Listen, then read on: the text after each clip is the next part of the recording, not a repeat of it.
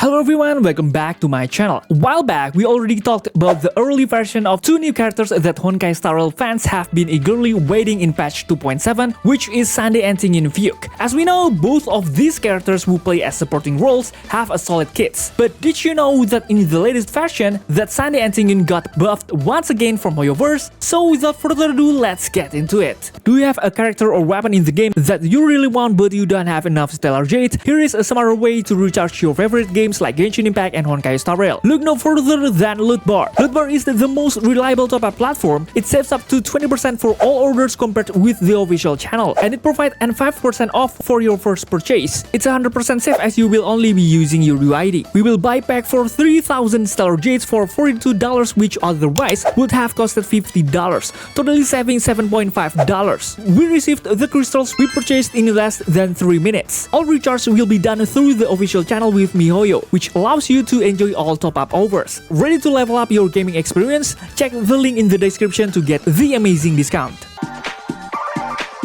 But before I get into the talk about the changes in Sunday's kit, I just want to inform you that in this video I will not talk about the kit that has not been changed. So if you want to know the previous version of his kit, please watch the previous video, okay? We will start with Sunday's skill, which is called Benison of Paper and Rights. This skill lets you target an ally and summon them, which immediately gets you a turn. However, this advance forward won't happen if you use this skill on a character with a harmony path. On top of getting an advance forward, the ally who receives this skill will get an additional 40% damage. Plus, if the character has a summon, then the character will get an additional 40% damage up to 80%. Pretty cool, right? At first glance, there are no significant changes to this skill in its third version. It's just that there's one additional sentence in the kit. Namely, when Sunday uses this skill on one target ally who has the status of the Beatified, Sunday can recover 1 skill point. Well, at first glance, the addition of the recovery of 1 skill point is not an extraordinary thing. But this is quite good, because with this kit,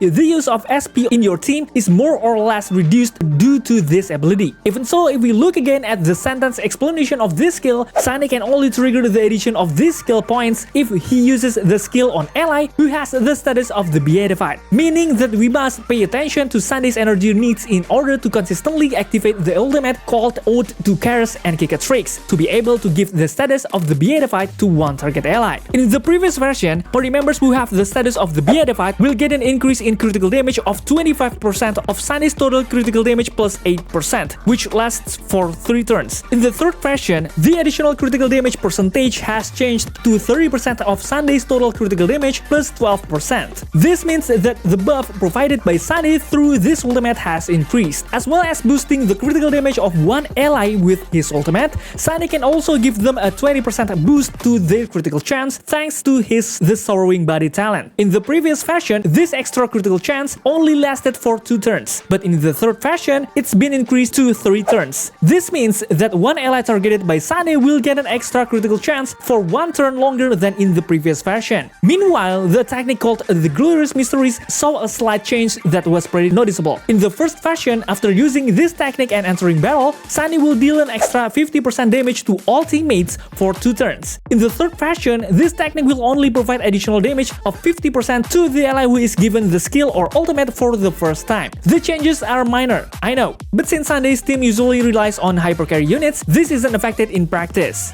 Now we will look at the abilities that have seen the biggest changes, starting with his first ascension trace, called Rest Days Longing. In the previous version, this trace meant Sunday didn't use skill points when he used his skills. You could trigger it again after 2 turns. The latest version of this trace is converted into regeneration energy for his ultimate. As we already know, Sunday can provide an additional 20% energy from the maximum energy owned by the target. If the regeneration energy provided from ultimate Sunday doesn't reach 40 points for the target ally, then with this talent, the recovered energy immediately increases to the minimum regeneration energy limit, which is 40 points. In my view, this trace is a great addition. Why? At least we have a minimum value for giving energy to characters with small maximum pool. Let's look at an example. Jingyuan has a maximum pool of 130 points for his ultimate. If you use the Sunday energy calculation from the previous version, Sunday in version 1 will only provide 26 energy, while in version 3, Sunday can provide 40 energy, guys. I thought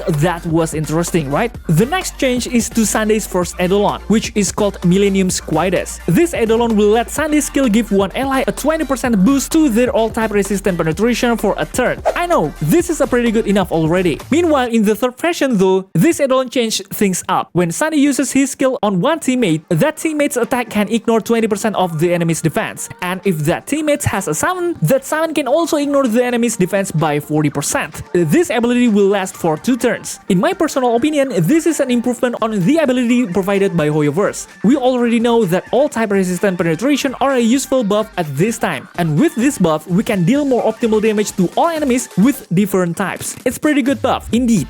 Besides, they replaced the buff with another buff called Ignore Defense. Hoyoverse also put a special buff for summon type allies, so that the summon will deal stronger output. For me personally, this add-on one is worth getting, especially if you are trying to make meta summons team in the future. Then we will move on to Sunday's second add-on, named Faith Outstrips Frailty. Previously in version 1, this add-on would give Sunday an ally with the status of the Beata Fight and speed increase of 20 points each. However, in this third version, the add-on is changed to recover 2 skill points after Sunday uses his ultimate for the first time. And also, this add-on will also increase the damage dealt by the Beata Fight ally by 30%. It's fair to say that the changes to Sunday's kit regarding skill point regeneration are reasonable, given that he is one of the characters who can use his skills to provide buffs to allies. It's true that he will always get 1 skill point if he uses skills on targets with the Beata Fight buff, but we have to remember that Sunday can't use his ultimate continuously. So of course, there will be a moment when we use skills on targets without the Beata Fight buff, and we will use existing skill points. Also, I think it's worth noting that adding speed for characters who receive the Beata Fight status isn't particularly important. This is because we will ultimately be using Sunday skills to make them get a turn instantly. So I think the addition of speed for these characters doesn't really have a significant impact. Next up is Sunday's 6th add-on, called Dawn of Star Rail Cacophony. It doesn't actually change that much. The only change to add-on 6 is that the critical rate buff provided by Sunday's talent is now longer lasting. When Sunday uses his skill on one target ally, the ally will receive the Beata Fight status and get additional critical damage for 3 turns, and a critical rate for 3 turns as well. However, when you activate add-on 6, the critical rate buff given by Sunday can last for 4 turns.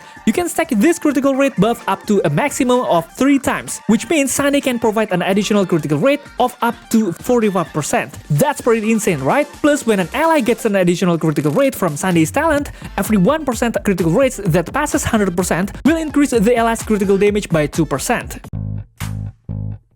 Right now, we will move on to Sunday's Light Cone, which is called a Grounded Ascent. There's been a slight adjustment. This Light Cone gives you a 6-point energy regeneration buff on its first superimpose when you use your skill or ultimate on a teammate. When the skill and ultimate are used, the ally will get a hemmed stack, which previously only lasted for 2 turns into 3 turns. This hemmed stack increases the damage dealt by party mates supported by Sunday by 15%. It's clear that the increased effect of this Light Cone is to provide a difference with Bronya's Light Cone, which is rumored to be similar to Sunday's Light Cone. This makes Sunday's Light Cone more valuable than Bronya's. Alright guys, that's all for now. What do you think about the newest version of Sunday's kit? Please feel free to leave any comments you may have, and don't forget to check out my other videos. Thanks for watching, stay safe, healthy, and see you in the next video.